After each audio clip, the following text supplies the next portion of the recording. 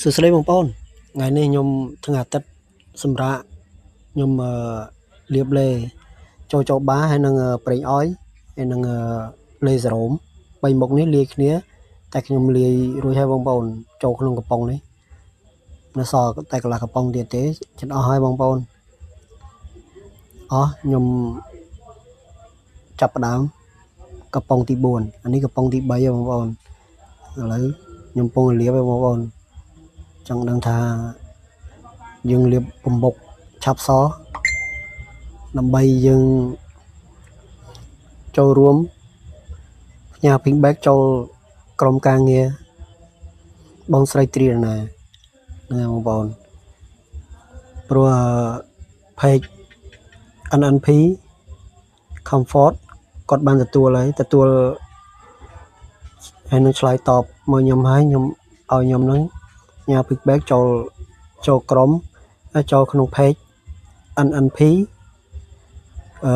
Comfort ហ្នឹងហើយបងប្អូនអញ្ចឹងក៏ទទួលហើយបងប្អូនអញ្ចឹងខ្ញុំក៏ចាប់ផ្ដើមបំបុកហើយបងប្អូនខ្ញុំលាបថ្ងៃនេះខ្ញុំមុជទឹកហើយខ្ញុំចាប់ផ្ដើមលាបលេ3មុខចូលគ្នាបងប្អូនឥឡូវបងស្រីទ្រាណាចេញមួយមុខទៀតលេទេបងប្អូនខ្ញុំអត់ទាន់បានដឹងចឹងខ្ញុំកំពុងរៀបចំលាបនេះថ្ងៃអាទិត្យទេបងប្អូនខ្ញុំកំពុងលាបញាប់ដៃញាប់ជើងហ្នឹងហើយនេះលាបពេញខ្លួន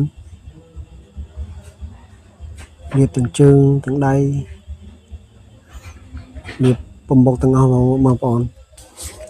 ឲ្យសទាំងអស់ហ្នឹងហើយ3មុខនេះចូលគ្នាហើយបងប្អូនលាបចូលស្បែកល្អបងប្អូនខ្ញុំលាបចូលអស់ហ្មងលាបច្រើនឥឡូវខ្ញុំកំពុងឃ្លុំបន្តិចហើយបងប្អូនដើម្បី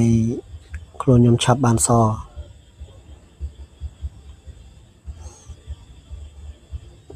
ឲ្យតែក្រុមការងារទទួល feedback ខ្ញុំមានសង្ឃឹមចឹងណាបងប្អូនបើយើងមានកម្លាំងចិត្ត